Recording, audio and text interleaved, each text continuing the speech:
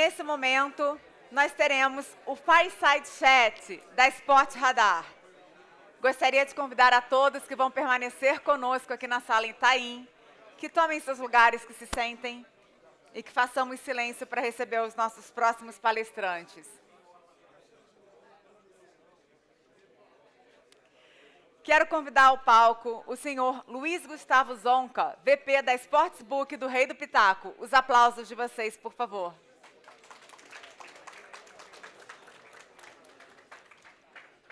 E para compor o palco, convido também o responsável por esse painel, senhor Carsten Koerl, CEO da Sportradar. Seja bem-vindo.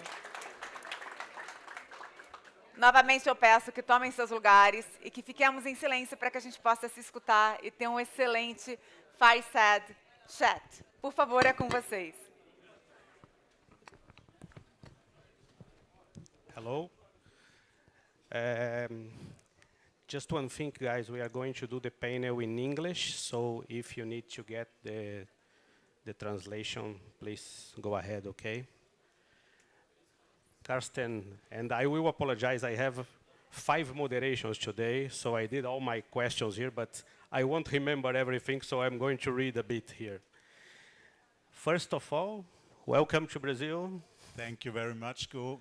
And only to spoil your party, you can go off-road with this. So we should have a discussion which is fruitful for all of you. The briefing which I got is very political. I just followed the debate here. Let's make that a bit more impulsive and talk as good as we can plain text. Let's go. Okay. My first consideration here is, I think it's working, it's your first time in Brazil, right? Working the first time. Yeah, working the first time. So you see the size of the event. You see that everybody now is looking at Brazil. Brazil is, let's say, the place where everybody wants to be now. And how do you see Sportradar entering in Brazil, and what is needed? What do you think that Sportradar must do, must be prepared to? Your thoughts about it?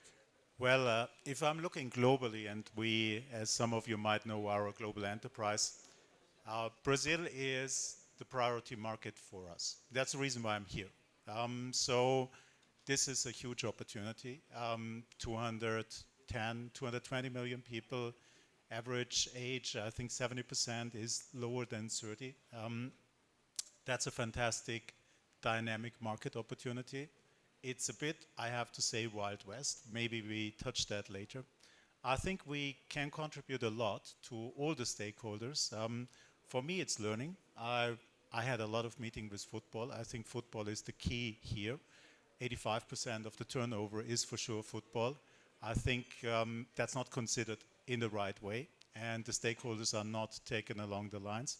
Same like for the operators. We heard today this debate about states and federal. I'm reminded on the United States 7 years ago, where I was very clearly saying, make it federal. It is so much easier. It's much better for control. It's much better for the operators. I see similar plots. And here, we probably can provide some wisdom what to do better. So it's the learning period. And we invested. So we invested quite significant in CONMEBOL. We are getting close to our friends from CBF. I think it's very exciting, and that's what Sportradar can do. We have the raw material, we have the products, we have even a platform, and that's what we want to explore. And you said you were right that Brazilians love football, no? But it's not only football, no? And how do you see the other sports? Sportradar, I know that with the Sportradar MTS, you already provide this to many Brazilian operators. So you also see what kind of sports are increasing a lot in Brazil and what you see for the future here. Of course, we are hooked up with the main operators at the current stage with our managed trading services. So that's risk management for the ones which are not familiar with it. We see liquidity streams, we see all the different betting types, we see all the different sports. it is in a way that football in this country is the dominant sport. But let's say 20% of the liquidity which is flowing in comes from sports like volleyball, basketball, table tennis is quite significant, and esports. So that's where we see currently the trends. I think it will not change. Football will stay very dominant, but there are sports picking up, yes. Now let's speak about something that is on the news. I love this. in these last days, integrity side. Sportradar has a very big integrity system that works together with FIFA, CONMEBOL, and so on. Unfortunately, by the reports of Sportradar, Brazil was again the first place in manipulation in 2023. I would like to know, how do you see this? What you can do, or what you can help the country to improve this? What's your thoughts about this? Well, as you know, it's mainly football, which we monitored there. And the stakeholders are very well aware. For me, it's in no way tragic. I think it's now a political debate here. In my mind, you're going to need to look from a number perspective. You need to regulate this, and you need to establish systems. And by the way, the amount of manipulations have been going down from 23 to 22. So it was more in 22. We see already that begins to work. And it's the same plot like we see that, for example, in the United States. There are manipulations in basketball, NBA, and they made public. So it's not in the way that Brazil is unique in this. But what you're going to have to do is you have to monitor this. You have to build a legal framework. Sport needs to put that into their rules. What do they do if there is a player manipulating or a trainer manipulating? What is the ban? Is it a ban for a lifetime? Is it a ban for 2 years, 5 years? That has to be established. Then education of young players is the most important one. They are vulnerable. They don't know what happens. So you're going to need to educate them. We have e-learning tools for this. And then we need to train and work together with the law enforcement parties, with the police, with all the services which the government has. We can give a hint of saying, we see in this team, with these players, with these trainers, always patterns which are pointing into somebody knows more about the potential result. But we are not a police company. We are not a law enforcement agency. But they can do this if they get the hints from us to begin to do their work. That's a process. It's necessary. And it's something which I see in every country in the world. Brazil is not unique to this. And the finger pointing which I hear at the moment, I think is not very helpful. I would say that's what we all need to do together. And by the way, all the operators I know are very committed to this. They are very committed to synchronize, to share data, to share information. We have a system for this. So I think together we have to establish the system. But from that point on, it should be not a finger pointing, it should be a work together. I agree.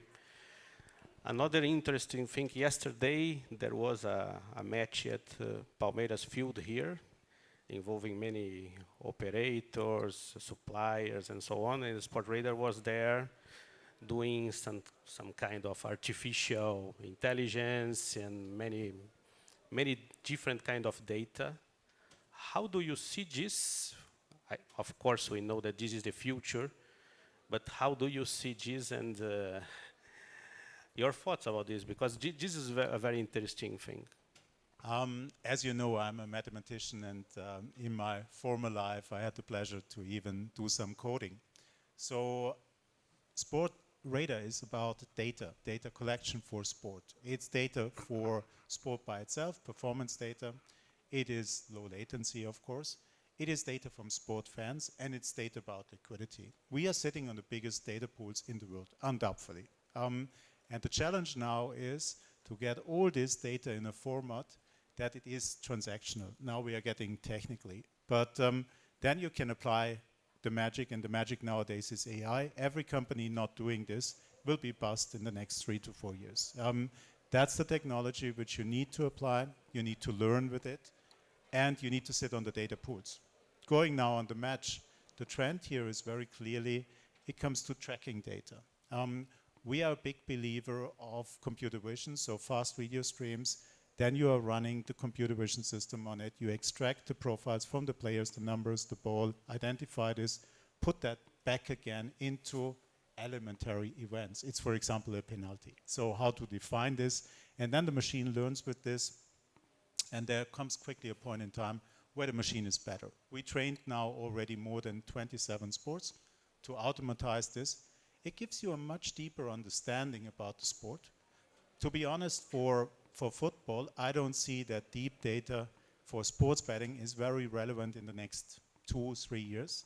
I don't think we have the GPU capacity. I don't think we can process this in that moment of time, which is relevant for sports betting and live, because it's a team sport, 11 against 11. There are infinite opportunities with every player, what can happen.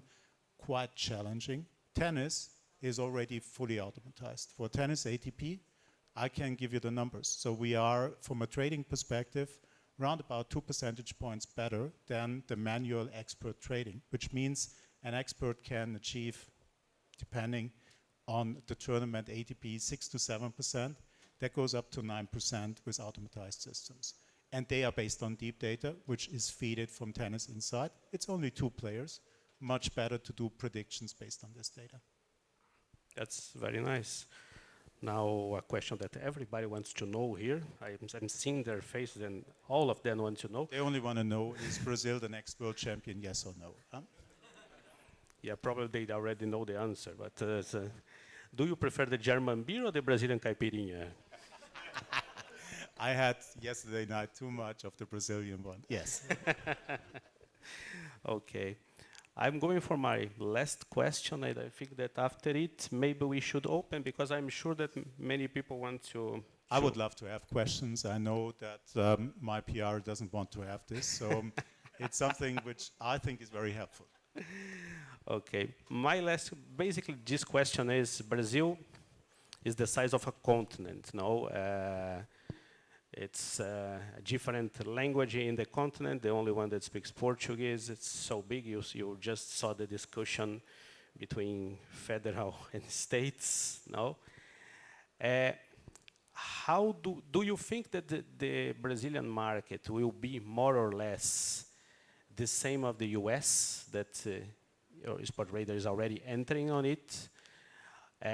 It's going to be similar, or there are differences? Let me first, before we go on this, get one point which is for me very, very important. I'm here now for 2 days. I had a lot of discussions with all stakeholders, state, representative from sport, and also clients which we have. I'm really worried about what happens at the moment. Sport is not really taken on board, and that's very important. We speak about sports betting. We speak about what are the opportunities for sport. We speak about football, which is the biggest one. Football in Brazil, wow, that's really difficult to understand for a European, believe me. I had to get my head around on the various constructs, federations, Libra, LM, whatever. But what I can tell you, you're gonna need to take those guys along. They need to understand what's in for them, and at the moment, that is not there. At the moment, that needs clarity. So for this stakeholder, they are overwhelmed with integrity, with problems with players and manipulations. They see sports betting not really as a help, and there should be funds from sports betting. I can tell you stories about the US for hours, but the key was get NBA supporting a regulation in the United States. That was the key. Adam Silver had been brought in, that's the commissioner there, and we had long talks about this.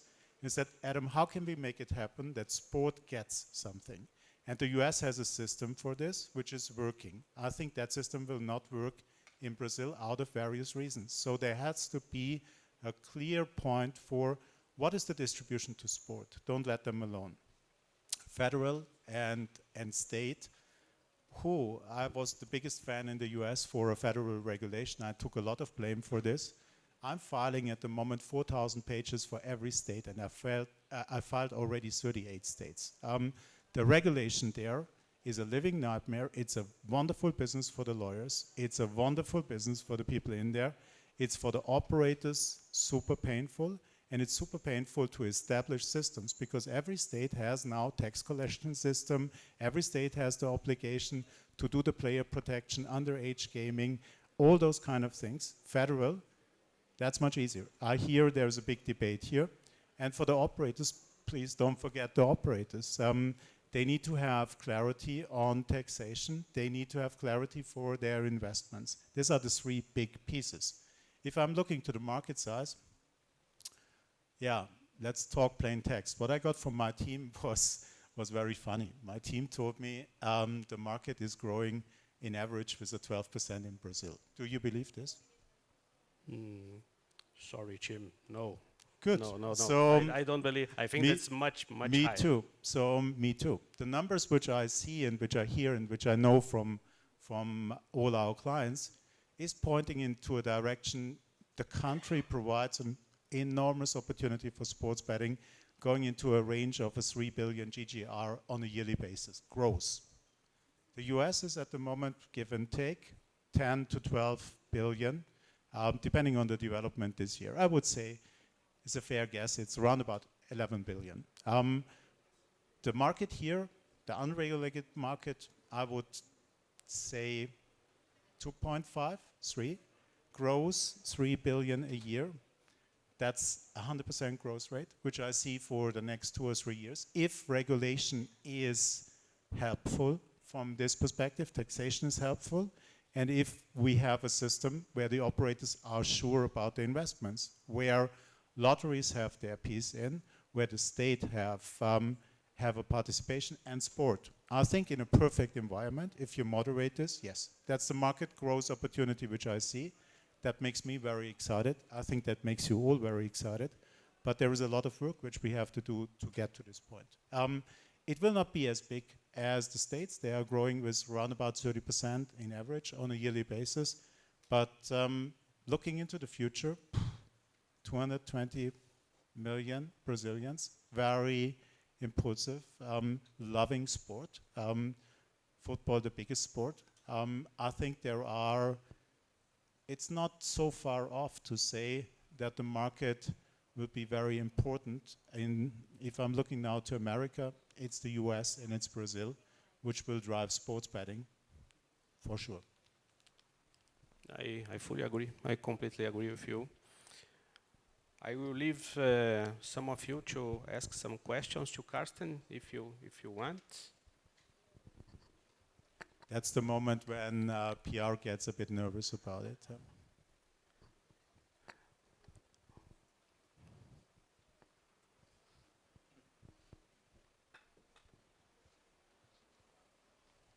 So please, don't be shy. There is one person. No? No one?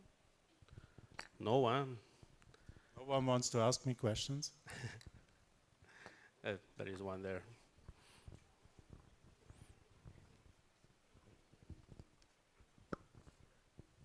Hi, thank you for all your information and for you being here, giving us this intel. I'd like to ask you about the perspective of the gamblers and the social impact of the game. Mm. How is there any measurement? Is there any way you can any information you can provide us about the impact of the responsible game regulation and rules to prevent social diseases on this matter? Yeah. Of course, there are a lot of studies around this. I think the first thing what you need to define is how can that be controlled? I think it's an obligation of the state to protect the people. I think it's the state and not the operator which should do this. That's my view. So if you agree on this view, the state should install a system to do this online because it will be in real time and it will be live. Live betting will be the biggest proportion of this. So I don't see that this happens. What I see is there are some elements of a batch processing system where the operators might give in an Excel file at the end of the day their tickets, that the taxation can be calculated. With this, you leave it to the operators need to implement this. I think it is subject of the state to do it. Once we agree on this, that there is an online system accepting every ticket and getting a unique user ID, you can easily calculate behavior of these users. And there are a lot of studies which are showing you addictions. If that is there, then it's only to impose what are the limits, what are the processes there, but that's not a very sophisticated job. So those patterns are there, the identification is there. There are several companies doing this. There's a lot of research around this, and you have a very solid and good system. But first, I think you're gonna need to define where are those tickets, where are they ending up, and the operators, by the way, need to know this because they need to implement this. And this is a rush now with all the testing and the June date which is there, which I, by the way, don't believe it will happen in June. I think that will happen more in October or November, knowing technology and knowing how difficult that is to scale it. But that's the way how I would go on responsible gaming. And I heard there was a lot of talk about the United States.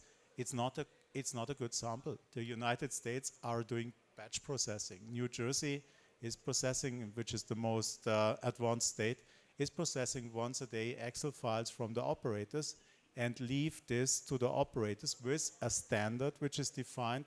But I think it can be much more, and we see a huge problem in the public debate now because we see some gaming addiction and gambling addiction. That's one element. Another element is you don't want to have the players from whatever team, Palmera, for example, betting on their own match. Do you want this?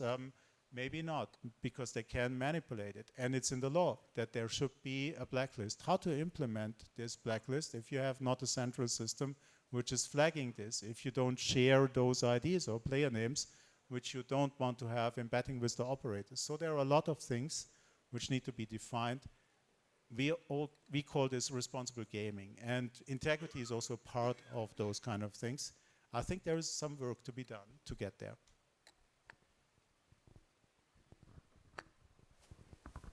Hello? One more. Okay, first of all, I'd like to greet you. From the beginning of your speech, I was actually following, but I was a little bit lost, you know. So I just want to know, how do you describe yourself in 3 words? Sportradar, I don't know if I'm pronouncing it right. And what are your missions and what are the benefits for Brazilian citizens to participate? Thank you. So I would describe myself as a passionate sport lover. I see that on your body that you are also a passionate sport lover, I would say. I have not so much time to train nowadays, but I love sport. The whole company, Sportradar, is very passionate about this. The values of sport is team spirit and is fair play. The company is called Sportradar. We are listed on the New York Stock Exchange. The company has 4,300 employees.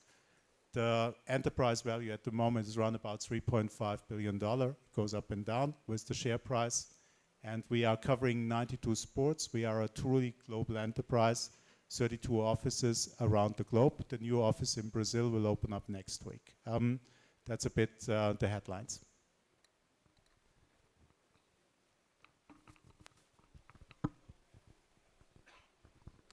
I think that then I'm going with my last question. Go ahead. I check here that I already covered, you covered basically everything.